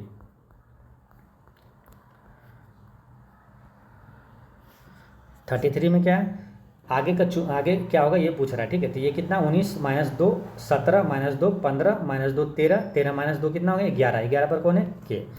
नेक्स्ट है, दी गई आकृति में कितने त्रिभुज है, तो कितने त्रिभुज है 1 2 3 4 4 हो गया, और एक ये 5 और एक ये 6। ठीक है, तो इसका करेक्ट आंसर कितना है टोटल 6 त्रिभुज है। नेक्स्ट है कि कौन सी आकृति प्रश्न आकृति के प्रतिरूप को पूरा करेगी। तो इसमें देखिए प्रश्न आकृति के प्रतिरूप को पूरा करेगी। देखिए ये क्या है, ये जो है पोर्शन, ठीक है, ये पोर्शन जो है इसका क्या किया, ये सीधा उलट दिया इधर। ठीक है, इधर उलट दिया, तो उसी प्रकार इसको जब उलट देंगे इधर, तो इसमें से कौन आएगा, जब उल्टेंगे तो देखिए उल्टेंगे ये वाला जो है, इसको उल्टेंगे तो ये वाला देखिए, ये ध्यान रखिए ये वाला तो नहीं आएगा। ठीक है, ये भी नहीं आएगा, ये भी नहीं आएगा, तो इसका आंसर क्या हो जाएगा ये वाला आएगा। इसका करेक्ट आंसर 2 हो जाएगा। नेक्स्ट है कि 1937 में चेन्नई में मुथैया चिदम्बरम तेत्तीतार मुथैया चिदम्बरम चेट्टियार ने निम्नलिखित बैंकों में से किस बैंक की स्थापना किया था। तो इसका करेक्ट आंसर है इंडियन ओवरसीज बैंक की स्थापना किया था। नेक्स्ट है कि पिस्तौल और बम इनकलाब नहीं लाते, बल्कि इनकलाब की तलवार विचारों की शान पर तेज होती है, और यही चीज़ थी जिसे हम प्रकट करना चाहते थे। यह वाक्य निम्नलिखित स्वतंत्रता सेनानियों में से किसका है। तो ये वाक्य था कि इनका भगत सिंह का था। ठीक है, उस समय जब ये केंद्रीय विधानसभा में बम फेंका था उस समय ये कहा था। ठीक है, और कब बम फेंका था 1929 में। किसने, कौन कौन थे, भगत सिंह और बटुकेश्वर दत्त थे। ठीक है, ये ध्यान रखना है। अच्छा, भगत सिंह का जन्म कब हुआ था, तो 28 सितंबर 1907 में हुआ था। ठीक है, 1907 में हुआ था। 1907 से 3 चीज़ें याद रखना है। जो जमशेदपुर में जो टाटा टिस्को की स्थापना कब हुआ, टिस्को की स्थापना भी 1907 में हुआ था। ठीक है, और सूरत अधिवेशन जो कांग्रेस का है ये कब हुआ था, जो नरम दल गरम दल में विभाजन हुआ था, तो वो भी 1907 में हुआ था। ठीक है, अब एक क्वेश्चन ये पूछा जाता है कि भगत सिंह का जन्म किस गांव में हुआ था, तो बंगा गांव में हुआ था। ये ध्यान रखना है, बंगा गांव में, ये कहाँ, पाकिस्तान में। ठीक है, ये ध्यान रखना है। और इनको फांसी कब दिया गया था, तो भगत सिंह और सुखदेव और राजगुरु को 23 मार्च 1931 को फांसी दिया गया था। नेक्स्ट है क्वेश्चन नंबर 38, शास्तामकोट्टा झील किस राज्य में स्थित है। तो शास्तामकोट्टा झील जो है ये कहाँ, केरल में। देखिए केरल में कुछ प्रमुख झील है जो याद रखना है, जैसे वेम्बनाड झील जो कि केरल का सबसे बड़ा झील है, वेम्बनाड झील, और बंचीकुलम झील और बेल्लियानी झील और पेरियार झील, ये सब कहाँ है? केरल में, ठीक है। अच्छा, भारत की सबसे बड़ी मीठे पानी की झील कौन सा है? तो वो है बुल्लर झील, कहाँ है? जम्मू कश्मीर में। सब भारत की सबसे बड़ी खारे पानी की झील वो है चिल्का झील, उड़ीसा में है। भारत की सबसे बड़ी लवणीय झील जो है सांभर झील, ये कहाँ है? राजस्थान में है। लोकटक झील एक पूछा जाता है मणिपुर में, एक पोलिकट झील पूछा जाएगा, तो ये आंध्र प्रदेश और तमिलनाडु में है ये, ठीक है। आंध्र प्रदेश में इसका 80% भाग है। नेक्स्ट है, भारत में केंद्रीय राजस्व बोर्ड अधिनियम को किस वर्ष में लागू किया गया था? केंद्रीय राजस्व बोर्ड अधिनियम ये लागू किया था 1963 में, ठीक है। देखिए ईस्वी वाला क्वेश्चन जब भी आया आपके सामने तो आप कोशिश करिएगा कि ईस्वी, उस ईस्वी में और कोई अगर घटना हो तो उसे सोचकर याद करके एक साथ रिलेट कर लेने से, तो उससे क्या होगा, याद रहता है, कन्फ्यूजन भी नहीं होता। क्योंकि ईस्वी वाला कहीं आता है, ठीक है, कभी कन्फ्यूजन होगा, कभी वो आया कभी वो आया, तो याद ही नहीं रहता कि चला कौन सा किस में, ठीक है। तो ध्यान रखना है कि जो ये है रिलेट करने का। जैसे केंद्रीय राजस्व बोर्ड अधिनियम को लागू किया गया था 1963 में, तो 1963 में एक और घटना है, कौन सा? राष्ट्रीय बीज निगम की स्थापना कब हुआ था? तो राष्ट्रीय बीज निगम लिमिटेड की स्थापना भी 1963 में हुआ था। काफ़ी इंपॉर्टेंट क्वेश्चन है राष्ट्रीय बीज निगम, ये क्वेश्चन बिहार एसएससी सीजीएल में ये क्वेश्चन पूछा गया था, ठीक है। राष्ट्रीय बीज निगम लिमिटेड की स्थापना कब हुआ? तो 1963 में ही हुआ था। नेक्स्ट है कि भारत के निम्नलिखित में से किस राज्य में इंदिरा सागर बांध स्थित है जो कंक्रीट गुरुत्व बांध है? तो इंदिरा सागर बांध है, ये कहाँ? मध्य प्रदेश में, ठीक है। अच्छा, विश्व का सबसे लंबा बांध कौन सा है? तो विश्व का पूछे या तो भारत का पूछे तो हीराकुंड बांध है, सबसे लंबा है। कहाँ है? तो उड़ीसा में है, महानदी पर है। भारत का सबसे ऊंचा गुरुत्वीय बांध कौन सा है? तो भाखड़ा नागल बांध है, सतलज नदी पर है, पंजाब में है। भारत का सबसे सिंपल अगर पूछ दे भारत का सबसे ऊंचा बांध कौन सा है, तो वो टिहरी बांध है, उत्तराखंड में, भागीरथी और भिलांगना नदी पर है। नेक्स्ट है, सरकारी बैंकों में अनर्जक संपत्तियों पर विस्तृत रिपोर्ट देने के लिए किस समिति की नियुक्ति की गई थी? सरकारी बैंकों में अनर्जक संपत्तियों पर विस्तृत रिपोर्ट देने के लिए किस समिति की नियुक्ति किया गया था? तो ये किया गया था पन्नीर सेल्वम समिति का नियुक्ति किया गया था। नेक्स्ट है, राज्य वित्तीय निगम अधिनियम किस वर्ष में पारित किया गया था? और इस अधिनियम में राज्य वित्तीय निगमों की स्थापना का प्रावधान है, तो ये किया गया था 1951 में किया गया था, ठीक है। अच्छा, राज्य वित्त आयोग का गठन किस अनुच्छेद में? तो 243 के आई में, ठीक है। राज्य वित्त आयोग आई, क्योंकि देखिए आई इससे रिलेट करके याद रखिएगा, क्योंकि अनुच्छेद 243 का ए से कितना जे तक है, ठीक है, जे के एल ई सब तक है, ठीक है। तो इसलिए इसको याद रखना है, आयोग, राज्य वित्त आयोग आई 243 के आई में, ठीक है। और केंद्रीय वित्त आयोग का गठन अनुच्छेद 280 में। राज्य वित्त आयोग का गठन कौन करता है? राज्यपाल 5 वर्षों के लिए, और केंद्रीय वित्त आयोग का गठन करता है कौन? राष्ट्रपति 5 वर्षों के लिए। नेक्स्ट है, किस नदी की सहायक नदी बांग्लादेश में पद्मा के नाम से जाना जाता है? तो पद्मा के नाम से किसे जाना जाता है? तो गंगा नदी को बांग्लादेश में पद्मा कहा जाता है, और ब्रह्मपुत्र नदी को बांग्लादेश में क्या कहा जाता है? तो जमुना कहा जाता है, और ब्रह्मपुत्र नदी को तिब्बत में सांगपो नदी कहा जाता है। नेक्स्ट है, फूलों की घाटी राष्ट्रीय उद्यान देश में स्थित है? तो फूलों की घाटी कहाँ है? ये उत्तराखंड में, ठीक है। अगर पूछे चमोली घाटी कहाँ है? तो उत्तराखंड में है। शांति घाटी केरल में है, और सिलिकॉन वैली बंगलुरु में है। पंजशीर घाटी कहाँ है? जो काफ़ी चर्चे में रहा था, है ना, तो पंजशीर घाटी है ना, पंजशीर के शेर है ना कहा जाता था उस समय, तो पंजशीर घाटी ये है अफगानिस्तान में। अच्छा, नंदा देवी चोटी कहाँ है? तो ये है उत्तराखंड में। नेक्स्ट है कि पिंगली वेंकैया जो आज भी किसी विशेष कारण से याद किया जाता है, तो पिंगली वेंकैया से याद आ रहा है कुछ? तो जो भारतीय राष्ट्रीय ध्वज है, तिरंगा का डिजाइन किसने दिया था? तो ये पिंगली वेंकैया ने ही दिया था। तो इसका आंसर क्या हो जाएगा? ऑप्शन नंबर 3, उन्होंने भारतीय राष्ट्रीय ध्वज का डिजाइन किया था, किसने? पिंगली वेंकैया। राष्ट्रीय ध्वज का जो लंबाई चौड़ाई का रेशियो क्या है? 3:2 है, ठीक है। और एक क्वेश्चन आता है कि भारतीय तिरंगा को पहली बार विदेशी धरती पर कौन फहराया था? तो मैडम भीखाजी कामा ने फहराया था, 1907 में ही फहराया था, ठीक है। और कहाँ फहराया था? तो जर्मनी के स्टुटगार्ट में फहराया था, ठीक है। ये ध्यान रखना है, काफ़ी इंपॉर्टेंट क्वेश्चन है, बीपीएससी में ये पूछा गया था, ठीक है। और उसमें ऑप्शन में क्या था मालूम? स्टुटगार्ट था, ठीक है, ना जर्मनी था, ये देश का नाम नहीं था, स्टुटगार्ट था, तो ये ध्यान रखना है। अच्छा, राष्ट्रीय तिरंगा जो है राष्ट्रीय ध्वज के रूप में कब अपनाया गया? तो 22 जुलाई 1947 को, ठीक है। अब यहाँ पर क्या है? 2 डेट है जो आपको याद रखना है, काफ़ी इंपॉर्टेंट है। एक तो 22 जुलाई 1947 है, और एक डेट है 18 जुलाई 1947, ठीक है। तो 22 जुलाई 1947 को राष्ट्रीय ध्वज के रूप में तिरंगा को अपनाया गया, और 18 जुलाई 1947 को भारतीय स्वतंत्रता अधिनियम पारित किया गया था। ठीक है, 18 जुलाई 1947 को। नेक्स्ट है गहिरा माथा अभ्यारण्य उड़ीसा में देश के लिए एकमात्र अभ्यारण्य है। तो गहिरा माथा ये मालूम किसके लिए प्रसिद्ध, ये कछुआ के लिए प्रसिद्ध है। गहिरा माथा अभ्यारण्य जो है ये ऑप्शन नंबर 2 हो जाएगा इसका, कछुआ के लिए प्रसिद्ध है। ठीक है, तो ये ध्यान रखना है। अच्छा, उड़ीसा की बात आई है तो सिमलीपाल राष्ट्रीय उद्यान कहाँ है, उड़ीसा में। नंदनकानन राष्ट्रीय उद्यान कहाँ है, तो उड़ीसा में। अच्छा, एक सींग वाले गेंडे के लिए विश्व प्रसिद्ध राष्ट्रीय उद्यान कौन सा है, तो काजीरंगा राष्ट्रीय उद्यान कहाँ, असम में। और एशियाई शेर के लिए प्रसिद्ध राष्ट्रीय उद्यान गिर राष्ट्रीय उद्यान जो कि गुजरात में है। और जंगली गधा के लिए प्रसिद्ध जो वन्यजीव अभ्यारण्य है वो कच्छकरण है जो कि गुजरात में ही है। नेक्स्ट है गुप्त काल के दौरान सोने के सिक्के को निम्न नाम से पुकारा जाता था। तो इसका करेक्ट आंसर क्या है, गुप्त काल में सोने के सिक्के को दिनार कहा जाता था। ठीक है, और एक चीज़ आप लोग कमेंट में जरूर बताइएगा कि ये जो डिस्कशन आपको हर क्वेश्चन के साथ जो एक्स्ट्रा फैक्ट्स बता रहे हैं तो उसमें जो टाइम लग रहा है। ठीक है, तो ये आपको ये बताना है कि आपको कमेंट में कि इससे थोड़ा और ज़्यादा अगर एक्स्ट्रा फैक्ट्स बताएं या तो इससे कम बताएं, तो आपको बताना है, कमेंट में जरूर बताइए, क्योंकि इससे ज़्यादा बताएंगे तो ज़्यादा टाइम लगेगा और इतना बता रहे हैं जो टाइम लगेगा, और इससे कम बताएंगे तो कम टाइम लगेगा। ठीक है, तो आपको किस टाइप का चाहिए जरूर कमेंट में बताइएगा।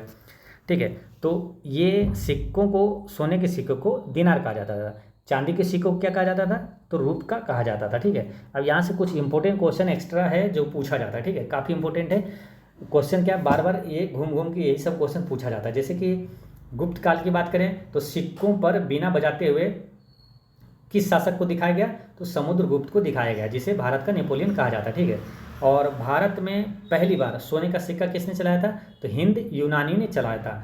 देखिए, सबसे पहले हिंद यूनानी ने चलाया था। सर्वाधिक शुद्ध सोने का सिक्का कुषाणों ने चलाया था।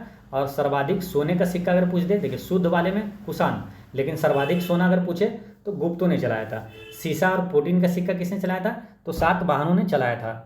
ठीक है, तो ये सारे चीज़ें ध्यान रखना है। अच्छा, सिक्के का अध्ययन क्या कहलाता है, तो न्यूमिस्मेटिक कहलाता है। तो ये सारे पॉइंट्स ये आपको याद रखना है। नेक्स्ट है कि किस नदी को नर्मदा की हैंडमेड के रूप में जाना जाता है, तो ये ताप्ती नदी को जाना जाता है। ठीक है, ताप्ती नदी को नर्मदा की हैंडमेड के रूप में जाना जाता है। अब कुछ इंपॉर्टेंट क्वेश्चन यहाँ भी देखते हैं। ठीक है, जैसे ताप्ती से ये कहता है ना कि कौन सी नदी जो है डेल्टा नहीं बनाती है, तो नर्मदा और ताप्ती ये डेल्टा का निर्माण नहीं करती है, बल्कि ये एस्चुरी का निर्माण करती है, नर्मदा और ताप्ती। ठीक है, अब एक क्वेश्चन आता है कि जो सतपुड़ा पर्वत है वो किन दो नदियों के बीच है, तो ये नर्मदा और ताप्ती के बीच है सतपुड़ा पर्वत। ठीक है, इसे याद कैसे रखना है, नास्ता, यानी कि नर्मदा और ताप्ती के बीच में क्या है, सतपुड़ा पर्वत है, नास्ता, नर्मदा, सतपुड़ा और ताप्ती। और ये कहाँ है, तो ये मध्य प्रदेश में, सतपुड़ा टाइगर रिजर्व सतपुड़ा पर्वत मध्य प्रदेश में। ठीक है, अच्छा, गुजरात की जीवन रेखा किसे कहा जाता है, तो नर्मदा नदी को ही कहा जाता है। ठीक है, सरदार सरोवर बांध किस नदी पर है, नर्मदा नदी पर है।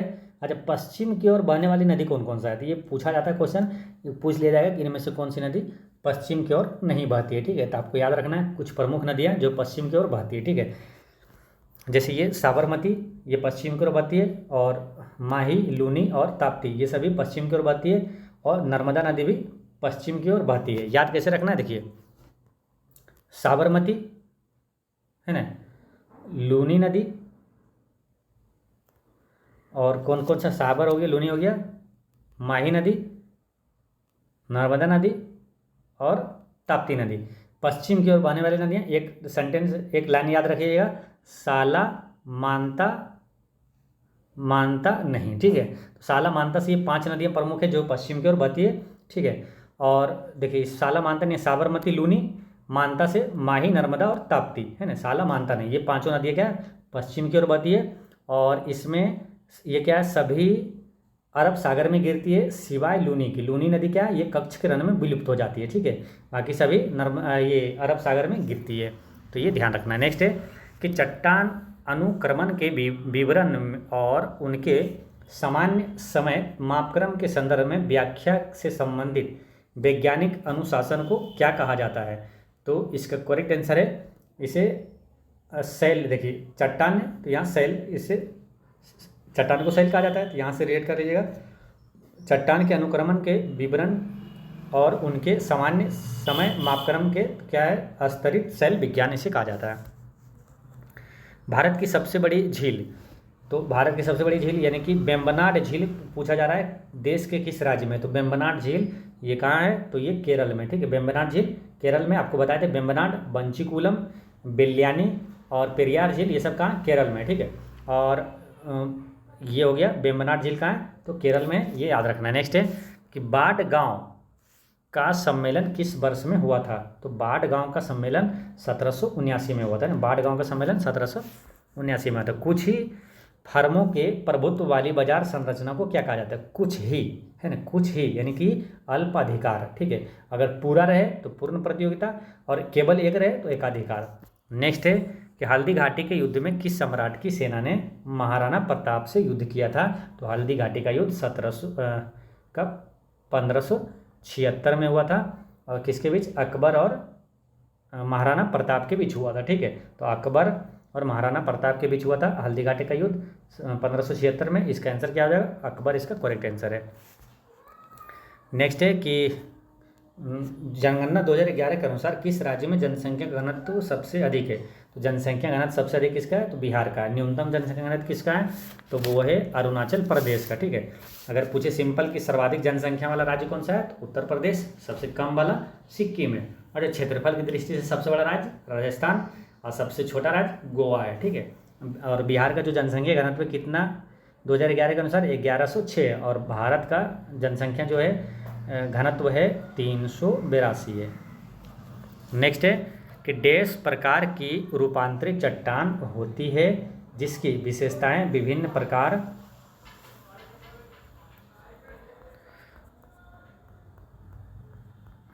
की चट्टानों के अलग अलग हो जाने के कारण आमतौर पर हल्की और गहरी सिलिकेट की पट्ट रचना बेंडिंग होती है, तो इसका करेक्ट आंसर है सेल, है ना, इसका करेक्ट आंसर हो जाएगा सेल।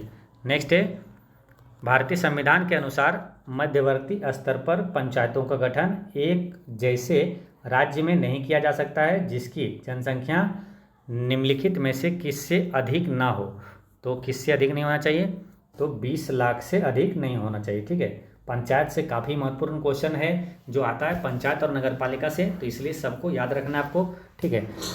तो क्या टाइम ज़्यादा लग जाता है, नहीं तो आपको कई जैसे कि बता सकते हैं, जैसे कि पंचायती राज पहली बार कहाँ लागू किया गया था, तो राजस्थान के नागौर जिला में लागू किया गया था 2 अक्टूबर 1959 में लागू हुआ था, ठीक है। और पंचायत को संवैधानिक दर्जा कब मिला, तो कब वो मिला था 1993 में, ठीक है, 24 अप्रैल 1993 में, ठीक है। 24 अप्रैल से ही राष्ट्रीय पंचायत दिवस मनाया जाता है। और पंचायत जो है किस संविधान संशोधन के तहत लागू किया गया, तो ये पंचायत और ये नगर पालिका दोनों साथ में पढ़ना, पंचायत को 73वां संविधान संशोधन के तहत और नगर पालिका को 74वां संविधान संशोधन के तहत संविधान में इसे दर्जा दिया गया, लागू किया गया, ठीक है। और पंचायत जो है 11वीं अनुसूची में, नगर पालिका 12वीं अनुसूची में, पंचायत भाग 9 में है, नगर पालिका भाग 9 के ए में है।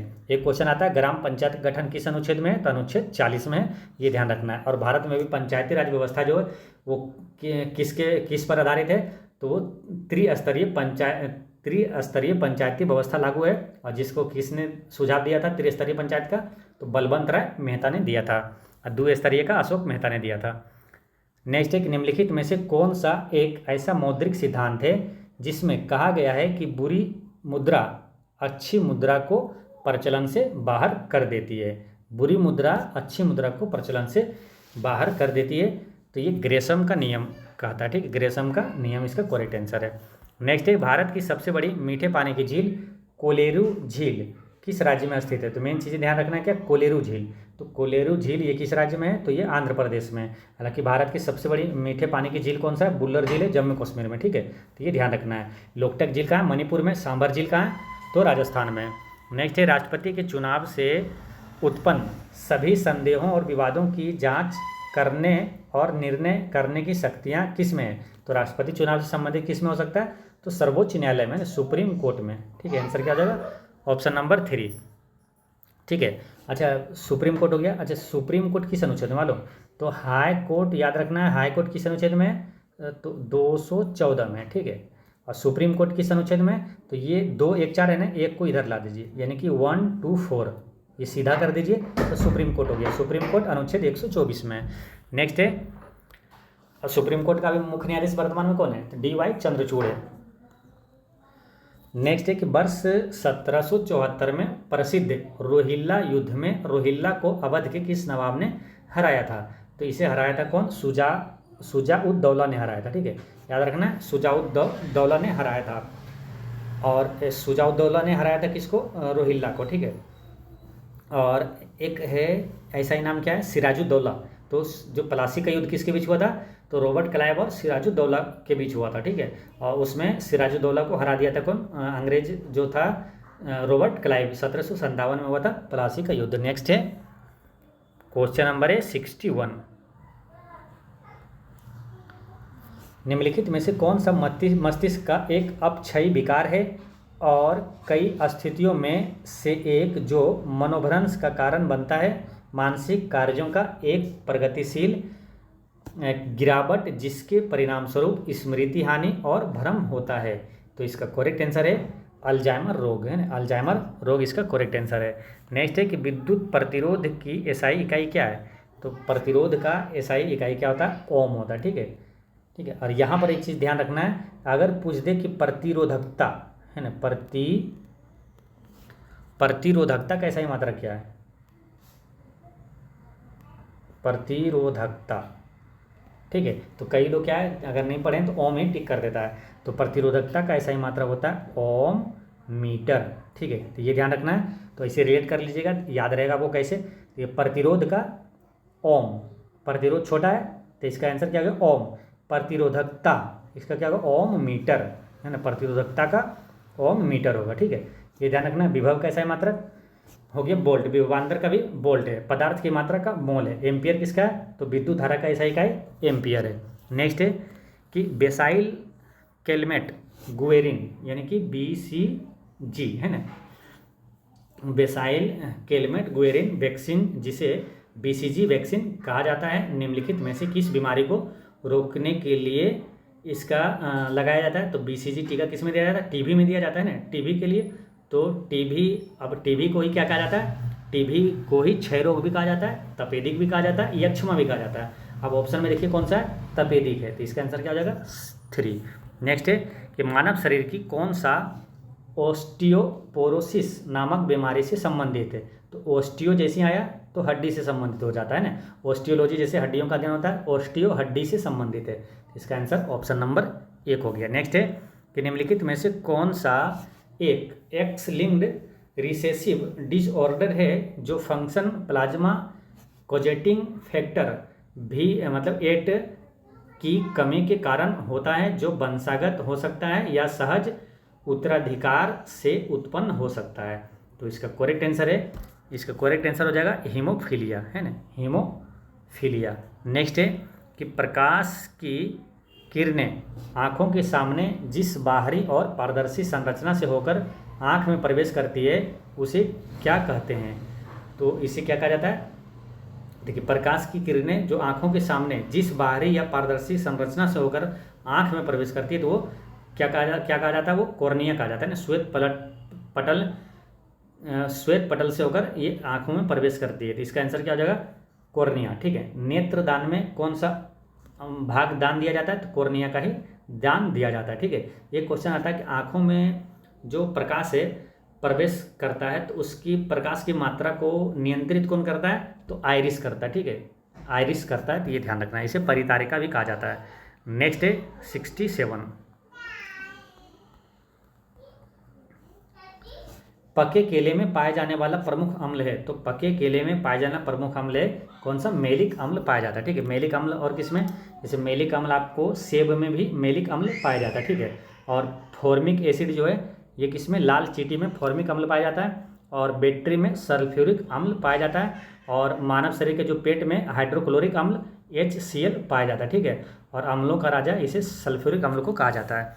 नेक्स्ट है कि डैश का अन्य नाम सोमेटोट्रोपिन है। तो किसका अन्य नाम सोमेटोट्रोपिन है, तो इसका वृद्धि हार्मोन का दूसरा नाम क्या है, सोमेटोट्रोपिन है। नेक्स्ट है कि सभी परमाणुओं में पाए जाने वाला अस्थिर नकारात्मक चार्ज वाले कण कौन सा? नकारात्मक चार्ज नेगेटिव, नेगेटिव कौन सा है? इलेक्ट्रॉन है। पॉजिटिव कौन सा है? प्रोटॉन है। और कुछ भी नहीं, यानी कि नेगेटिव पॉजिटिव कुछ भी नहीं, उदासीन कौन सा है? तो वो न्यूट्रॉन से। नेक्स्ट है कि लोहे पर जंग लगना एक उदाहरण है, तो ये किसका उदाहरण है? तो ये उदाहरण है क्षरण का उदाहरण है, ठीक है। लोहे पर जंग लगने से क्या होता है? उसका वजन भारी हो जाता है, और लोहे पर जंग लगने से बचाने के लिए किसकी परत चढ़ाई जाती है? तो जिंक की परत चढ़ाया जाता है, जिसको क्या कहा जाता है? यसदी लेपन कहा जाता है, गैल्वेनाइजेशन कहा जाता है, ठीक है। और ये कैसी एक रासायनिक क्रिया है ये। नेक्स्ट है कि डैश गैस से जब बिजली गुजरती है तब ये नारंगी रंग की रोशनी देती है, ठीक है। यह आमतौर पर प्रतिदीप्त प्रकाश में इस्तेमाल किया जाता है। तो ये कौन सी गैस से जब बिजली गुजरती है तो नारंगी रंग देता है? नारंगी रंग देता है, यानी कि नियोन। इसका करेक्ट आंसर हो जाएगा ऑप्शन नंबर 3, है ना। 71 का हो जाएगा ऑप्शन नंबर 3 हो जाएगा नियोन। नियोन गैस से जब गुजरती है तो ये नारंगी रंग की रोशनी देते हैं। नेक्स्ट है कि चूने का रासायनिक नाम क्या है? तो चूने का रासायनिक नाम यहाँ पर हो जाएगा कैल्शियम हाइड्रोक्साइड हो जाएगा। नेक्स्ट है कि रगड़ कर सफाई और ब्लीच की प्रक्रियाओं से गुजरने के बाद 99% कपास किस पॉलीमर से बना होता है? तो ये सेल्यूलोज से बना होता है, ठीक है। सेल्यूलोज से बना होता है, ठीक है। और एक क्वेश्चन आता है ना कि जो कोशिका भित्ति होती है वो किसका बना होता है? तो सेल्यूलोज का ही बना होता है। नेक्स्ट है कि डैश वह प्रक्रिया है जिससे हवा में मौजूद जल वाष्प तरल पानी में बदल जाता है। तो इसका करेक्ट आंसर है संघनन। संघनन वह प्रक्रिया है जिससे हवा में मौजूद जल वाष्प क्या होता है? तरल पानी में बदल जाता है।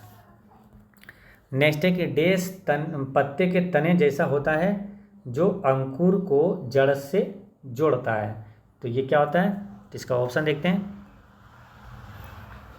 75 का आंसर क्या हो जाएगा? ऑप्शन नंबर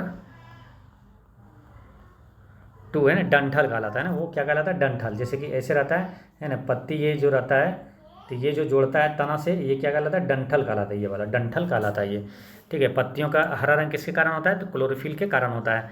नेक्स्ट है कि फूलों के रंग लाल, गुलाबी, नीला, बैंगनी मुख्यतः वर्णक से आते हैं, वे कहे जाते हैं। तो ये क्या कहा जाता है? तो ये एंथोसाइनिक कहा जाता है। इसका करेक्ट आंसर ऑप्शन नंबर 4 हो गया, ठीक है।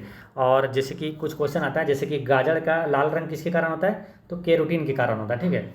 और टमाटर का लाल रंग वो लाइकोपीन के कारण होता है, ठीक है। क्लोरोफिल के कारण क्या होता है? पत्तियों का हरा रंग होता है, क्लोरोफिल के कारण होता है। नेक्स्ट है कि मानव त्वचा, बाल और आँखों को उनका रंग देने वाले रंजक यानी पिगमेंट क्या कहलाता है? तो मानव त्वचा मेलानिन के कारण होता है। मानव त्वचा का रंग जो होता है वो मेलानिन के कारण होता है। तो आंसर क्या हो गया? Option number 2।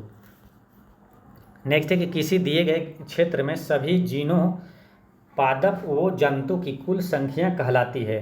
तो इसका करेक्ट आंसर है, ये क्या कहलाता है? तो ये बायोमास कहलाता है ना। सभी जीनों पादप वो जंतु की कुल संख्या बायोमास कहलाता है।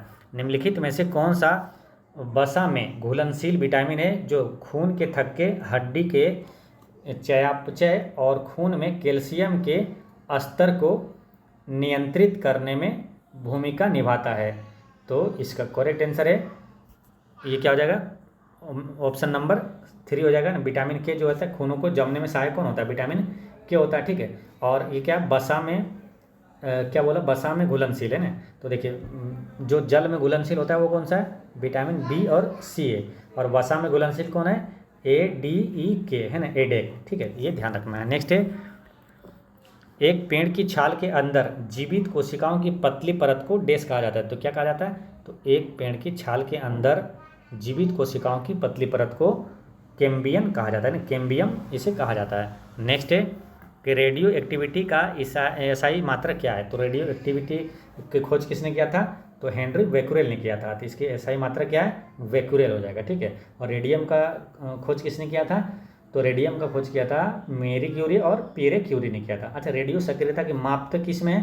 तो GM काउंटर में, यानी कि गाइगर मूलर काउंटर में इसे मापा जाता है। नेक्स्ट है कि आँखों के आंसू निम्न में से किस ग्रंथि द्वारा स्रावित होता है? तो ये होता है कौन सा? लेक्रिमल ग्रैंड है ना। लेक्रिमल ग्रैंड द्वारा लेक्रिमल ग्रंथि से आँखों के आंसू निकलता है। नेक्स्ट है क्वेश्चन नंबर है 83, निम्नलिखित में से तापमान की SI इकाई कौन सी है? तो तापमान का SI इकाई क्या है? केल्विन है। तापमान का SI इकाई क्या है? केल्विन है, ठीक है। और विद्युत धारा का एम्पियर है, ज्योति तीव्रता का कैंडेला है। नेक्स्ट है, किसी औसत वयस्क व्यक्ति के लिए ध्वनि की श्रव्य सीमा क्या है? तो जो हम लोग सुन सकते हैं वो श्रव्य सीमा जो होती है वो क्या होता है? 20 हर्ट्ज से 20,000 हर्ट्ज है ना, श्रव्य ध्वनि कहलाता है ये। और अपश्रव्य यानी 20 हर्ट्ज से कम होता है। और पराश्रव्य ध्वनि जो 20,000 हर्ट्ज से अधिक होता है, ठीक है, इससे अधिक होता है। और ध्वनि सबसे अधिक मतलब किस में चलता है, किस माध्यम में? सबसे अधिक इसकी गति होती है ठोस में, ठीक है, ये ध्यान रखना है। ठोस में होता है। और ध्वनि को किस में मापा जाता है? जब मापा जाता है तो डेसिबल में। नेक्स्ट है कि रडार सिस्टम में उपयोग की जाने वाली तरंगें डैश तरंगें होती है। तो इसका करेक्ट आंसर है सूक्ष्म तरंगें होती है। रडार सिस्टम में जो प्रयोग किया जाता है सूक्ष्म तरंग का प्रयोग किया जाता है। रडार का फुल फॉर्म क्या होता है? देखिए, रडार से 2-3 क्वेश्चन आ रहा है, ठीक है। तो रडार का एक फुल फॉर्म याद रखिएगा, रेडियो रडार यानी radio detection and ranging. Radio detection and ranging, ठीक है। रडार का प्रयोग एक हो गया रडार, ठीक है। एक होता है सोनार, ठीक है, इसका भी ध्यान रखिए। सोनार का होता है क्या? साउंड नेविगेशन एंड रेंजिंग होता है, ठीक है। अब रडार का प्रयोग किस में किया जाता है? देखिए, जो वायुयान है, जो यानी कि ऊपर जो चलता है, वायुयान की जो दिशा या तो वस्तुओं का पता लगाने के लिए रडार का प्रयोग किया जाता है। और सोनार का समुद्र के अंदर, सोनार समुद्र के अंदर यानी कि पानी के अंदर वस्तुओं को पता लगाने के लिए सोनार का प्रयोग किया जाता है। नेक्स्ट है 86 है ना। 86 का आंसर क्या होगा? 86 में है रानी की वाव, जो कि यूनेस्को के विश्व विरासत स्थल सूची में है। कहाँ स्थित है? तो रानी की वाव जो है ये कहाँ है? गुजरात में। रानी की वाव गुजरात में। अब रानी की वाव से एक क्वेश्चन और आता है ना कि किस नोट पर है ना रानी की वाव का चित्र दिया हुआ है? तो 100 रुपये के नोट पर रानी की वाव का चित्र दिया हुआ है, ठीक है। तो इस बार रिवीजन कर लीजिए। 10 रुपये पर कौन सा है? तो कोणार्क का सूर्य मंदिर है, ठीक है। और 20 रुपये पर एलोरा के गुफा का चित्र दिया हुआ है। 50 रुपये पर हम्पी का रथ मंदिर दिया हुआ है। तो 100 रुपये पर रानी का वाव दिया हुआ है। और 200 रुपये पर सांची का स्तूप दिया हुआ है, जो कि मध्य प्रदेश में है। और मंगलयान दिया हुआ था किस पे? 2000 रुपये के नोट पर दिया हुआ था। नेक्स्ट है कि पान सिंह तोमर जो 7 बार राष्ट्रीय चैंपियन रह चुके थे, निम्नलिखित में से किस खेल से जुड़े हुए हैं? तो पान सिंह तोमर ये जुड़े हुए हैं किससे? तो ये जुड़े हुए हैं लंबी घुड़दौड़ है ना, स्टीपल चेज से जुड़े हुए हैं ये। हिंदी का महानतम साहित्यिक कृतियों में एक महाकाव्य कमायनी के लेखक कौन है? तो कमायनी के लेखक है जयशंकर प्रसाद है, ठीक है। देखिए, जयशंकर प्रसाद की काफ़ी महत्वपूर्ण पुस्तक है जो पूछा जाता है। जैसे आंसू के लेखक जयशंकर प्रसाद है, लहर के जयशंकर प्रसाद है, झरना का लेखक भी जयशंकर प्रसाद है, ध्रुव स्वामिनी का लेखक भी जयशंकर प्रसाद है, कंकाल का लेखक भी जयशंकर प्रसाद है, और तितली का भी जयशंकर प्रसाद है, ठीक है। तो ये चीज़ें ध्यान रखना है। नेक्स्ट है कि बेलगांव, यहाँ बेलगावी लिखा गया। बेलगांव शहर किस राज्य में स्थित है? ये कर्नाटक में है बेलगांव, ठीक है। कर्नाटक में, जहाँ पर गांधी जी जो पहले कांग्रेस के अध्यक्ष बने थे पहली बार, तो कर्नाटक के बेलगांव अधिवेशन में ही बने थे 1924 में, ठीक है, ये ध्यान रखना है। नेक्स्ट है मोहिनी अट्टम की नर्तकियों द्वारा चमकीले सुनहरी बॉर्डर से अलंकृत किस रंग की साड़ी को पहना जाता है? तो मोहिनी अट्टम क्या है? ये कहाँ का? केरल का नृत्य है, ठीक है। लोक नृत्य केरल का, मोहिनी अट्टम कथकली केरल का है। इसमें जो किस कलर का बॉर्डर से अंकित किया पहना जाता है? इसमें सफ़ेद वाला रहता है, ठीक है। इसमें क्या हो जाएगा आंसर? सफ़ेद और हल्का सफ़ेद। इसका आंसर 4 हो गया। नेक्स्ट है कि मुद्रा पावर प्लांट किस राज्य में? तो मुद्रा पावर प्लांट ये गुजरात में, ठीक है, ये ध्यान रखना है। नेक्स्ट है राष्ट्रीय पोषण संस्थान कहाँ है? तो राष्ट्रीय पोषण संस्थान हैदराबाद में। जो फिंगर प्रिंटिंग जो संस्थान है वो भी कहाँ? हैदराबाद में, ठीक है। नेक्स्ट एक 20वीं सदी के किस प्रख्यात उपन्यास और कवि ने पिंजर का लेखन किया? तो पिंजर के लेखक है अमृता प्रीतम। पिंजर प्रीतम। सूर्य महोत्सव निम्नलिखित में से किस शहर से संबंधित है? तो सूर्य महोत्सव ये तिरुवनंतपुरम से है ना, केरल की राजधानी तिरुवनंतपुरम में। नेक्स्ट है किस वर्ष में भारतीय क्रिकेट टीम ने दूसरी बार पुरुषों का एक दिवसीय विश्व कप जीता? तो दूसरी बार जीता 2011 में। पहली बार कब जीता था? 1983 में जीता था। नेक्स्ट है किस राज्य सरकार ने महिलाओं के लिए 33% सरकारी अनुबंध नौकरियां आरक्षित की है? तो इसका करेक्ट आंसर है ये कर्नाटक सरकार ने किया है, ठीक है। इसका आंसर हो जाएगा ऑप्शन नंबर 4, कर्नाटक सरकार ने। नेक्स्ट है कि विलियम लाइचिंगते निम्नलिखित में से किस देश के नए राष्ट्रपति बने हैं? तो ये नए राष्ट्रपति बने किसका? ताइवान का नया राष्ट्रपति बने हैं। कौन? विलियम लाइचिंगते। इंटरनेशनल बुलियन एक्सचेंज का ट्रेडिंग और क्लियरिंग सदस्य बनने वाला पहला बैंक कौन बना है? तो ये पहला बैंक बना है 98 का आंसर क्या हो जाएगा? 98 का है option number 3 state bank of India है ना, भारतीय स्टेट बैंक ऑफ इंडिया। इसका पहले नाम क्या था? इंपीरियल बैंक ऑफ इंडिया था।